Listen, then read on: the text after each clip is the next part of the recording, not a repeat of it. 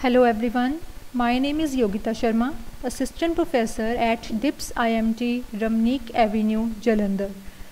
Today the topic I am going to discuss is trade union. This topic is useful for BBA as well as MBA students. So let's start the topic. First of all, meaning. So trade union is an organization made up of members and its membership must be made up mainly of workers. One of a trade union's main aims is to protect and advance the interest of its members in the workplace. तो trade union है क्या? Trade union एक ऐसी organisation होती है जिसके जो members हैं वो कौन है? उसके वर्कर्स. किसी भी ऑर्गेनाइजेशन के जो वर्कर्स होंगे वो ट्रेड यूनियन के मेंबर्स हैं और उस ट्रेड यूनियन को क्रिएट करने का, फॉर्म करने का मेन पर्पस होता है उस ऑर्गेनाइजेशन के एम्प्लॉयज़ के इंटरेस्ट को सेव करना. यानी वहाँ के जो वर्कर्स हैं, जो एम्प्लॉयज़ हैं, उन या एम्प्लॉयर्स भी, इवन एम्प्लॉयर्स भी जो हैं काम कर रहे हैं, उनको अगर किसी भी तरह की कोई दिक्कत आ रही है, कोई प्रॉब्लम आ रही है, तो उस ऑर्गेनाइजेशन में उस प्रॉब्लम को रिजॉल्व करने में ट्रेड यूनियन जो है वो उनका हेल्प करती है. तो ट्रेड यूनियन में basically group of employees, group of employers होते हैं. किसी भी ऑर्गेनाइजेशन में जो प्रॉब्लम्स हो सकती हैं वो किसी भी टाइप के लोगों के बीच में हो सकती हैं. प्रॉब्लम्स में भी between workers and workers, problems may be between employers and employers, in fact problems may be between employers and workers. तो ट्रेड यूनियन में हर कोई मेंबरशिप ले सकता है, यानी एम्प्लॉयर्स भी उसके मेंबर हो सकते हैं, एम्प्लॉयज़ भी हो सकते हैं, वर्कर्स भी हो सकते हैं. तो ये हर किसी की प्रॉब्लम को रिजॉल्व करने में हेल्प करती है. Next is the definition. According to section 2B of the trade unions act of 1926, A trade union is any combination of persons. Trade union क्या है? कम्बिनेशन ऑफ पर्सनस है जिसमें कुछ लोग इन्वॉल्व हैं, वेदर टेम्पररी और परमानेंट. वो लोग जो उसमें इन्वॉल्व हैं वो टेम्पररी भी आए हो सकते हैं, वो परमानेंट भी हो सकते हैं. Primarily for the purpose of regulating the relations between. तो मेन पर्पस ट्रेड यूनियन का क्या है? रिलेशंस को रेगुलेट करना. किसके रिलेशंस को? देखो, बिटवीन वर्कर्स एंड एम्प्लॉयर्स और between workers and workers, and for imposing the restrictive conditions on the conduct of any trade और business and includes the federation of 2 और मोर ट्रेड यूनियंस. सो इस definition के according trade union का एक काम ये भी है कि वो कुछ रिस्ट्रिक्शंस जो हैं वो रिस्ट्रिक्टिव कंडीशंस इम्पोज कर देती है ऑर्गेनाइजेशन के ऊपर, ऑर्गेनाइजेशन के कंडक्ट के ऊपर, ट्रेड के ऊपर या बिजनेस के ऊपर, कि ये रूल्स हैं, इसके अकॉर्डिंग आप काम करोगे, ऐसा आप नहीं कर सकते या वैसा आप नहीं कर सकते. And it also includes federation of 2 और मोर ट्रेड यूनियंस, यानी कि एक ही ऑर्गेनाइजेशन में एक से ज़्यादा ट्रेड यूनियंस भी बनी हो सकती हैं. तो वो 2 या 2 से ज़्यादा जो ट्रेड यूनियंस हैं उनका आपस में भी उनको मैनेज करना, उस फेडरेशन को मैनेज करना, उन यूनियंस को आपस में कोऑर्डिनेट करना, कोऑपरेट करना भी ट्रेड यूनियन एक्ट के अंडर ही कवर होता है. Next is the nature of trade union. First is the association of employees. So trade union obviously एक एसोसिएशन ऑफ एम्प्लॉयज़ है जो एम्प्लॉयज़ या तो किसी पर्टिकुलर प्रोफेशन के हो सकते हैं, किसी पर्टिकुलर ट्रेड के या पर्टिकुलर इंडस्ट्री के हो सकते हैं. Second is the voluntary association. जो एम्प्लॉयज़ हैं वो किसी भी ट्रेड यूनियन को, अपनी ऑर्गेनाइजेशन की ट्रेड यूनियन को अपनी मर्ज़ी से ही ज्वाइन करते हैं, कि उनकी वॉलेंट्री, उनका डिसीज़न है कि मुझे उस यूनियन की मेंबरशिप लेनी है या नहीं लेनी है. इसको किसी भी एम्प्लॉय के ऊपर इम्पोज नहीं किया जा सकता, उसको कंपेल नहीं किया जा सकता कि अगर आपको ऑर्गेनाइजेशन में काम करना है तो आपको यूनियन ज्वाइन करनी ही होगी. Next is the permanent body. Trade union एक परमानेंट बॉडी है, एक ऑर्गेनाइजेशन है. इसमें जो मेंबर्स हैं वो आ सकते हैं, जा सकते हैं, नए मेंबर ज्वाइन करें, पुराने छोड़ के चले जाएं, किसी की डेथ हो जाए, लेकिन इससे ट्रेड यूनियन की एग्जिस्टेंस के ऊपर कोई फ़र्क नहीं पड़ता. जस्ट लाइक जैसे आपने कंपनी में पढ़ा हुआ है कि कंपनी जो है वो आर्टिफिशियल पर्सन है, सेम ट्रेड यूनियन भी एक तरह की आर्टिफिशियल पर्सन ही है जिसकी अपनी एक अलग आइडेंटिटी है. Next is the common interest. So किसी भी ट्रेड यूनियन के जो मेंबर्स हैं वो उन मेंबर्स का एक कॉमन इंटरेस्ट होता है, वो किसी पर्टिकुलर कॉमन इंटरेस्ट के लिए उस यूनियन को ज्वाइन करते हैं. जैसे उनका इंटरेस्ट क्या हो सकता है वो जॉब सिक्योरिटी हासिल करना चाहते हैं इसलिए उन्होंने उस यूनियन को ज्वाइन किया, या बेटर पे के लिए, या अच्छी वर्किंग कंडीशंस के लिए, कुछ भी रीज़न हो सकता है. सो किसी न किसी कॉमन इंटरेस्ट के लिए ही वो उस यूनियन को ज्वाइन करते हैं. Next is the collective action. किसी भी ऑर्गेनाइजेशन में अगर किसी भी एक पर्टिकुलर एम्प्लॉई को किसी तरह की कोई प्रॉब्लम फेस करनी पड़ रही है, उसको कोई दिक्कत आ रही है, तो आप उस यूनियन में जाके अगर आप अपनी प्रॉब्लम को रिप्रेजेंट करेंगे तो यूनियन जो है वो मैनेजमेंट से उसके रिगार्डिंग बात करती है और यूनियन की तरफ से एक कलेक्टिव एक्शन लिया जाता है उस प्रॉब्लम को सॉर्ट आउट करने के लिए। ऐसा नहीं है कि यूनियन में अगर 100 या 1000 मेंबर्स हैं तो मेजॉरिटी को ही प्रॉब्लम होगी तो उस प्रॉब्लम को सॉल्व करने के लिए कुछ किया जाएगा। Even a single employ is facing some problem तो यूनियन जो है वो उसके लिए भी एक्शन लेती है। और कलेक्टिव का मतलब है वो मिल के खड़े हो जाते हैं उस प्रॉब्लम को सॉल्व करने के लिए मैनेजमेंट के आगे।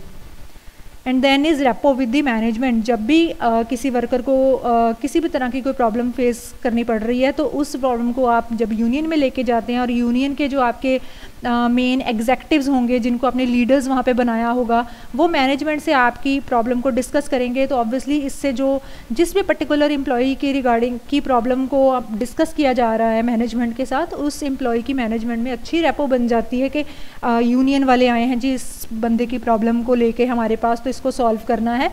इंस्टेड अगर यूनियन में आप नहीं जाते तो अगर आप सोचो कि आप डायरेक्ट मैनेजमेंट के पास चले जाओ अपनी प्रॉब्लम को लेके तो सिंगल एम्प्लॉई की प्रॉब्लम्स को यूजुअली मैनेजमेंट इतना कंसीडर नहीं करती। उनके लिए एक सिंगल वर्कर जो है इतना मायने नहीं रखता कि आप एक एक बंदे की प्रॉब्लम्स को सुनो। Instead of that trade union जब कोई बात लेके आगे जाती है तो उसकी जो वैल्यू है वो थोड़ी बढ़ जाती है और उसकी इंपॉर्टेंस बढ़ जाती है और मैनेजमेंट उसको जल्दी रिजॉल्व करने की कोशिश भी करती है। Next topic is why employees join trade union. अब जो एम्प्लॉयज़ हैं वो ट्रेड यूनियन क्यों ज्वाइन करते हैं, बेसिकली आप इसको नीड भी कह सकते हो ट्रेड यूनियंस की कि क्या ज़रूरत है ट्रेड यूनियन बनाने की। First is to ensure job security. ये हमने टॉपिक वैसे ये पॉइंट हमने पीछे पढ़ लिए हैं कि एक तो आप किसी भी यूनियन को ज्वाइन करते हो तो उसका रीज़न क्या हो सकता है, आपको जॉब सिक्योरिटी चाहिए। आपको लगता है कि ये ना हो मैं आज ऑर्गेनाइजेशन को ज्वाइन कर रहा हूँ या कर रही हूँ तो ये पता नहीं मुझे कभी यहाँ से निकाल देंगे, तो वो एक जॉब लॉस का जो फियर है उसको ख़त्म करने के लिए ट्रेड यूनियंस जो हैं वो बनाई गई हैं और एम्प्लॉयज़ उनको ज्वाइन करते हैं ताकि बिना मतलब without any reason without any fault ये ना हो कि ऑर्गेनाइजेशन कभी भी किसी भी एम्प्लॉय को अपनी ऑर्गेनाइजेशन से निकाल दे। Next is to ensure right pay. अगर आपको लगता है कि आप की जो ऑर्गेनाइजेशन है वहाँ पे आपको जो पे है जो सैलरी या वेजेस या रिवॉर्ड्स जो भी हैं वो एज़ पर योर कैपेबिलिटी नहीं मिल रहे हैं तो आपकी जो यूनियन है वो उसके लिए भी आपके बिहाफ पे मैनेजमेंट से बात करती है, उनसे लड़ती है ताकि आपको सही पे दिलवाई जा सके। Next is to get protection against exploitation. Simple किसी भी तरह की एक्सप्लॉयटेशन से किसी भी तरह के शोषण से बचने के लिए एम्प्लॉयज़ जो हैं वो ट्रेड यूनियन को ज्वाइन करते हैं। Next is for economic interest. Trade unions जो हैं वो एम्प्लॉयज़ के इकोनॉमिक इंटरेस्ट में भी उनको हेल्प कर देती हैं। फॉर एग्जांपल अगर आपको किसी भी तरह की economic means basically related with money, तो अगर आपको किसी भी तरह की कोई फाइनेंशियल प्रॉब्लम फेस करनी पड़ रही है, आपको कोई मनी से रिलेटेड प्रॉब्लम है तो ट्रेड यूनियन से अगर आप हेल्प मांगते हो तो बिकॉज आपने वहाँ पे मेंबरशिप फ़ीस वगैरह दी हुई है तो कई बार in few cases in some relevant cases trade union जो है वो अपने एम्प्लॉयज़ की फाइनेंशियल हेल्प भी कर देती है। Sense of belongingness. देखो अब पूरी ऑर्गेनाइजेशन में एक ट्रेड यूनियन बनी हुई है, बहुत सारे लोगों ने बहुत सारे वर्कर्स ने उस यूनियन को ज्वाइन किया हुआ है तो हर एक एम्प्लॉय जो इंडिविजुअल एम्प्लॉय अपने लेवल पे ये सोचता ही है कि अगर बाकियों ने ज्वाइन किया हुआ है तो मैं अकेला अगर अलग से रहूँगा या मैं ज्वाइन नहीं करूँगा तो वो आपको एक आइसोलेशन की फीलिंग सी आती है कि मैं पता नहीं अलग से ही हूँ, अकेला ही हूँ, मेरी कोई बात नहीं सुनेगा यहाँ पे। तो वो इस फियर को भी ओवरकम करने के लिए क्या करते हैं और ट्रेड यूनियंस को ज्वाइन कर लेते हैं। तो मतलब यूनियन को ज्वाइन करके उनके अंदर एक फीलिंग सी आती है बिलोंगिंगनेस की कि हाँ ठीक है हम भी इस ऑर्गेनाइजेशन से जुड़े हुए हैं, एक sense of family type feeling उनको वहाँ से मिलती है। And last is grievances redressal. किसी भी तरह की एम्प्लॉय को कोई शिकायत है ऑर्गेनाइजेशन से, नॉट ओनली रिगार्डिंग जॉब या सैलरी, किसी भी और तरह की कोई वर्किंग कंडीशंस आपको अच्छी नहीं मिल रही या आपको लग रहा है कि कोई और वर्कर आपके साथ मिसबिहेव कर रहा है या कोई एम्प्लॉयर आपके साथ मिसबिहेव कर रहा है या किसी भी इस तरह की कोई भी आपको प्रॉब्लम अगर फेस करनी पड़ रही है तो इस तरह की हर तरह की जो ग्रीवियंसेस हैं, प्रॉब्लम्स हैं, इनका रिड्रेसल, इनका सल्यूशन के लिए जो है ट्रेड यूनियन को ज्वाइन करना बेनिफिशियली माना जाता है। ट्रेड यूनियन आपको आपकी प्रॉब्लम्स को सॉल्व करने में हेल्प करता है। नेक्स्ट टॉपिक है जी problems of trade union. India में ट्रेड यूनियंस जो हैं वो इतनी ज़्यादा सक्सेसफुल नहीं हैं, उनको बहुत सी प्रॉब्लम्स फेस करनी पड़ती हैं। अब वो प्रॉब्लम्स क्या हैं उसके बारे में हम पढ़ेंगे। First problem is lack of balanced growth. So trade unions are mainly associated with big industrial houses in India. ज़्यादातर बड़ी बड़ी जो इंडस्ट्रीज़ हैं उन्हीं में ट्रेड यूनियंस पाई जाती हैं इंडिया में। Majority of the working population of our countries without having any support of trade unions. हमारे यहाँ पे ज़्यादा जो पॉपुलेशन है वो डिपेंड करती है एग्रीकल्चर पे या स्मॉल स्केल इंडस्ट्री पे, और एग्रीकल्चर और small scale industry both are unorganised sectors. तो यहाँ पे किसी तरह की कोई ट्रेड यूनियंस नहीं होती वर्कर्स के इंटरेस्ट को सेफ गार्ड करने के लिए। So lack of balance growth का मतलब हो गया कि सारे जो हमारे सेक्टर्स हैं वो उनकी जो ग्रोथ है वो बैलेंस्ड नहीं है। जो बड़ी बड़ी कंपनीज हैं, इंडस्ट्रीज़ हैं, उनकी ग्रोथ ज़्यादा है, एग्रीकल्चर की ग्रोथ नहीं ज़्यादा नहीं है, स्मॉल स्केल इंडस्ट्रीज़ की ग्रोथ ज़्यादा नहीं है। तो ट्रेड यूनियंस इस वजह से हर जगह एग्जिस्ट नहीं करती। तो सिर्फ बड़ी इंडस्ट्रीज़ में ही ट्रेड यूनियंस की कुछ वैल्यू है, अदरवाइज़ बाकी जगह पे इसकी इंपॉर्टेंस नहीं है। Next is low membership. So mostly employees are not willing to join trade unions because of the fear of pay cut and fear of punishment in case of strike। लोगों को ऐसा लगता है, वर्कर्स को ऐसा लगता है कि थोड़े से वर्कर्स ने ज्वाइन की हुई है ट्रेड यूनियन, अगर हम ट्रेड यूनियन ज्वाइन करेंगे और कल को अगर यूनियन वाले डिसीजन ले लेते हैं, मान लो कि स्ट्राइक कर दो, तो अगर हमने उनके कहने पे स्ट्राइक कर दी, हम पार्टिसिपेट करेंगे स्ट्राइक में, तो हो सकता है कि मैनेजमेंट हमारी सैलरी काट दे, या मैनेजमेंट हमें किसी तरह की पनिशमेंट दे दे, या हो सकता है हमें जॉब से ही निकाल दे। तो इस डर की वजह से ज़्यादातर जो वर्कर्स होते हैं वो यूनियन को ज्वाइन नहीं करते। तो जो यूनियंस हैं उनकी मेंबरशिप जो है वो कम रह जाती है। Next is poor financial position. So because of low membership, क्योंकि वहाँ पे मेंबर्स कम होते हैं यूनियंस के, so trade unions have to face poor financial position. तो ट्रेड यूनियन के पास पैसे कहाँ से आते हैं? जो हर मेंबर ने अपनी एक फ़ीस पे करनी होती है। वैसे तो ट्रेड यूनियन की जो फ़ीस होती है वो बहुत ही कम उन्होंने रखी होती है, बट इवन देन हमारे जो इंडिया है उसमें जो वर्कर्स हैं उनकी सैलरीज़ वगैरह, वेजेस वगैरह इतने ज़्यादा नहीं होते, तो उनको वो थोड़ी सी सब्सक्रिप्शन फ़ीस भी वो कई बार कुछ वर्कर्स नहीं दे पाते, जिस वजह से ट्रेड यूनियंस को फाइनेंशियल क्राइसिस जो है वो फेस करने पड़ते हैं। Next is political control. India की मोस्ट पॉपुलर जो ट्रेड यूनियंस हैं they are affiliated to certain political parties. तो जब उनको पॉलिटिकल पार्टीज़ का बैकअप मिलता है, तो इन पॉलिटिकल पार्टीज़ का काम क्या है? इनका मेन पर्पस वर्कर्स की प्रॉब्लम्स को सॉल्व करना नहीं होता। इनफैक्ट ये उन प्रॉब्लम्स का इशू बनाते हैं अपने फ़ायदे के लिए कि हम इन प्रॉब्लम्स को हाईलाइट करेंगे, हम न्यूज़ चैनल में, मीडिया में आ जाएंगे कि हमने इनकी प्रॉब्लम्स को समझा। तो ये सब दिखा के वो अल्टीमेटली उन प्रॉब्लम्स की पब्लिसिटी तो ज़रूर कर देते हैं, बट इन प्रॉब्लम्स का कोई भी सोल्यूशन वो फाइंड आउट नहीं करवाते। प्रॉब्लम जो हैं वर्कर्स की वो एज इट इज़ अनसॉल्व्ड ही रह जाती हैं। Next is multiplicity of unions. So ज़्यादातर देखा गया है कि एक ही इंडस्ट्री में एक से ज़्यादा ट्रेड यूनियंस भी बन जाती हैं। ऐसा कोई कंपल्शन नहीं कि एक ऑर्गेनाइजेशन में एक ही ट्रेड यूनियन हो, तो अलग अलग वर्कर्स अलग अलग ग्रुप्स बना के अलग अलग अपनी अपनी ट्रेड यूनियंस क्रिएट कर लेते हैं। हर एक ट्रेड यूनियन को अलग अलग पॉलिटिकल पार्टी सपोर्ट भी करती है। तो अगर एक यूनियन ये डिसाइड कर लेती है कि हमारी बात अगर नहीं मान रही मैनेजमेंट, तो हम ऐसा करते हैं, हम स्ट्राइक कर देते हैं, तो दूसरी यूनियन के जो लोग हैं वो उसका उल्टा ही चलते हैं। वो कहते हैं कि अगर इन्होंने बोला स्ट्राइक करना तो हम तो स्ट्राइक नहीं करेंगे, हम नहीं पार्टिसिपेट करेंगे। तो एज अ रिजल्ट यूनियन जो है, कोई भी यूनियन जो है वो वर्कर्स की प्रॉब्लम को सॉल्व ही नहीं कर पाती, क्योंकि उनकी आपस में ही नहीं बनती। Then is inter union rivalry. जब यूनियंस जो एक से ज़्यादा होंगी तो ऑब्वियसली पूरे चांसेस होंगे कि वहाँ पे इंटर यूनियन राइवलरीज क्रिएट होंगी ही होंगी, यानी कि जो अलग अलग यूनियंस हैं उनकी आपस में ही वो एक दूसरे से खुंदक खा जाएंगे। तो इस तरह से अगर राइवलरीज क्रिएट होंगी तो वर्कर्स के लिए अपनी प्रॉब्लम सॉल्व करवाना तो बहुत दूर की बात है। इनफैक्ट उनके लिए ये राइवलरीज जो हैं ये ज़्यादा बड़ी प्रॉब्लम क्रिएट करेंगी। इससे ऑब्वियसली वर्कर्स को कलेक्टिव बार्गेनिंग का बेनिफिट नहीं मिलेगा। वो जो मिल के आपस में अपनी एक वॉइस रेज कर सकते थे और उनकी बात मानी जा सकती थी, जब उनकी आपस में ही गुटबाजी चलेगी, आपस में ही वो उनका फूट पड़ जाएगी, तो मैनेजमेंट उनकी प्रॉब्लम को सॉल्व करेगी ही नहीं। And then is lack of able leaders. ये हमारी एक ट्रेड यूनियंस की मेन प्रॉब्लम है कि जो हम ट्रेड यूनियन के लीडर्स बना देते हैं, अपॉइंट कर देते हैं, तो कई बार वो जो लीडर्स हैं वो इतने एबल नहीं होते हैं कि वो यूनियन को अच्छे से हैंडल कर सकें।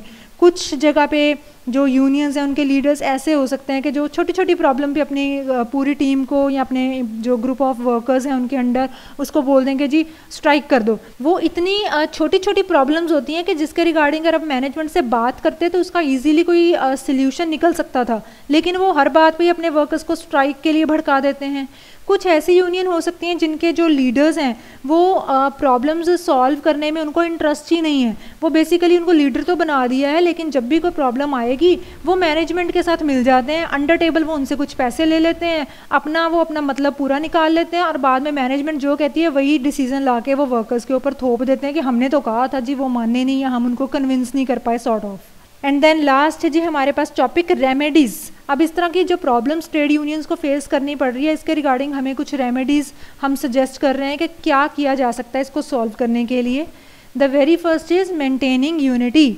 सो जैसे हमने पीछे पढ़ा मल्टीप्लिसिटी ऑफ यूनियंस या पॉलिटिकल इन्फ्लुएंस, ये सारे जो हैं ये बिगेस्ट हिंड्रेंस हैं किसी भी ट्रेड यूनियन की ग्रोथ के लिए। सो वहाँ पे यूनिटी होना बहुत ज़रूरी है किसी भी ऑर्गेनाइजेशन में, बिकॉज यूनिटी इज़ स्ट्रेंथ। जैसे कि ये कैसे क्रिएट कर सकते हैं, लाइक कोशिश करनी चाहिए कि किसी भी ऑर्गेनाइजेशन में सिंगल ट्रेड यूनियन ही क्रिएट की जाए, मल्टीपल ट्रेड यूनियंस हों ही ना, या फिर अगर एक से ज़्यादा यूनियंस क्रिएट भी की गई हैं तो उन सभी यूनियंस के लिए सिंगल पॉलिसी होनी चाहिए, सिंगल प्रोग्राम, सिंगल उनका एक ऑब्जेक्टिव या सबके लिए एक सिंगल मेथड होना चाहिए ताकि वो यूनिफॉर्म वे से चलें। Next is free from political influence. At present जो trade union leadership mainly politicians के इन्फ्लुएंस में है और इन पॉलिटिशियंस की जो अपनी प्रायोरिटीज़ होती हैं वो मैंने आपको बताया कि वो अपने फ़ायदे के लिए सिर्फ आगे आते हैं, शोर मचाते हैं ताकि हम थोड़े फेमस हो जाएं, हमारे नंबर बन जाएं। वर्कर्स की प्रॉब्लम के साथ उनको कोई लेना देना नहीं होता कि वो सॉल्व हो रही हैं नहीं हो रही हैं। सो इस प्रॉब्लम को सॉल्व करने की ज़रूरत है। इसके लिए क्या कर सकते हैं, यूनियन लीडर्स जो हैं उनको थोड़ा इस तरह से अपॉइंट किए जाए कि जो ऐसे लोग हों लीडर्स में जो पॉलिटिकल इन्फ्लुएंस के अंडर ना आएँ, वो फुल टाइम पेड ऑफिसर्स होने चाहिए, उनके अंदर गुड लीडरशिप क्वालिटीज़ होनी चाहिए जैसे कि they should be literate person, they should be hard working, they should be cool in temper etcetera. Then is workers education. So workers को एजुकेट करना चाहिए और उनको ये बताना चाहिए कि फ़र्स्ट ऑफ ऑल अगर आप किसी यूनियन में मेंबरशिप ले रहे हैं या एज अ लीडर भी वहाँ पे काम कर रहे हैं तो आपकी फर्स्ट आपकी प्रेफरेंस क्या है, आपको ये सीखना पड़ेगा कि आपकी ड्यूटीज़ एंड रिस्पॉन्सिबिलिटीज़ क्या हैं। आप ये चीज़ बाद में देखो कि आपके राइट्स और प्रिविलेजेस क्या हैं। तो किसी भी यूनियन को आप ज्वाइन कर रहे हो तो इसका मतलब ये नहीं कि आप अपनी हर छोटी छोटी प्रॉब्लम के लिए या हर जो पेटी इश्यूज़ होते हैं उनके लिए यूनियन में जाके धमाका कर दो, ये कर दो, वो कर दो, स्ट्राइक करनी है, ये करना है, वो करना है, ऐसा नहीं होना चाहिए। तो वर्कर्स को एजुकेट करना चाहिए कि यूनियन बनाई है, बेशक उनके फ़ायदे के लिए बनाई है, लेकिन यहाँ पे यूनियन बनाने का मेन पर्पस वर्कर्स के साथ साथ ऑर्गेनाइजेशन को भी स्मूथली रन करना है। बात बात पे ऑर्गेनाइजेशन को डिस्टर्ब करना यूनियन का पर्पस नहीं है। Then is adequacy of funds. So small size की जो फर्म्स हैं उनकी अपनी वीक फाइनेंशियल पोजीशन की वजह से बहुत ज़्यादा सफ़र उनको करना पड़ता है। लैक ऑफ फंड्स की वजह से वर्कर्स जो है वो ज़्यादा टाइम के लिए स्ट्राइक्स नहीं कर पाते। तो इसके लिए एक रेमेडी क्या है कि उनको एक स्ट्राइक फ़ंड रेडी करना चाहिए, मेंटेन करना चाहिए। स्ट्राइक फंड में जो वर्कर्स हैं वो थोड़ा थोड़ा कंट्रीब्यूशन डाल सकते हैं, जैसे एवरी मंथ अपनी सैलरी में से कुछ पैसे उन्होंने स्ट्राइक फंड में डाल दिए, so that in case in future वो स्ट्राइक करते हैं तो वो जो फंड कलेक्ट किया है तो स्ट्राइक के दौरान की ऑब्वियसली उनको मैनेजमेंट सैलरी तो देने नहीं वाला, तो वो स्ट्राइक के दौरान जब उनको घर पे भी कुछ फाइनेंशियल प्रॉब्लम्स आ रही हैं क्योंकि सैलरी नहीं आ रही, तो स्ट्राइक फंड में से आप उनको थोड़े थोड़े पैसे दे सको और जिससे उनका घर जो है वो चल सके, सो दैट के वो स्ट्राइक के ऊपर फोकस कर सके, कॉन्सेंट्रेट कर सकें। अदरवाइज जब उनको लगेगा कि हमारा घर नहीं चल रहा तो ऑब्वियसली वो स्ट्राइक को इतना ज़्यादा लॉन्ग टर्म के लिए नहीं चला पाएंगे। वो थोड़े टाइम में कह देंगे कि नहीं फाइनेंशियल प्रॉब्लम ज़्यादा है तो छोड़ो, बड़े स्ट्राइक नहीं करनी। तो इस तरह की प्रॉब्लम्स को ख़त्म करने के लिए फंड्स जो हैं उसके लिए कुछ ना कुछ अरेंजमेंट उनको पहले ही करते रहना चाहिए। And then is last point is welfare activities for workers. तो ट्रेड यूनियन में और क्या कर सकते हैं, अपने वर्कर्स के लिए कुछ वेलफेयर एक्टिविटीज़ आप ऑर्गेनाइज कर सकते हैं, जैसे कि आप अपने वर्कर्स के बच्चों के लिए डे स्कूल ओपन कर दीजिए या उनके लिए वर्क प्लेस पे ही कोई क्रैच खोल दीजिए, या जो अपने वहाँ पे जो एडल्ट वर्कर्स काम कर रहे हैं उनके लिए कोई नाइट स्कूल्स खोल दिए, या जैसे वहाँ पे कोई लाइब्रेरी ओपन करवा दी, इस तरह की एक्टिविटीज़ करने से जो एम्प्लॉयज़ हैं वो अपने आप को यूनियन का ही एक हिस्सा भी मानेंगे और वो ऑब्वियसली यूनियन के लिए अपनी लॉयल्टी भी उनकी बढ़ेगी, वो ज़्यादा लॉयल होकर यूनियन के साथ खड़े रहेंगे और उसमें उसकी हर एक्टिविटी में पार्टिसिपेट करेंगे. So that was all about today's topic, trade union. Thank you so much.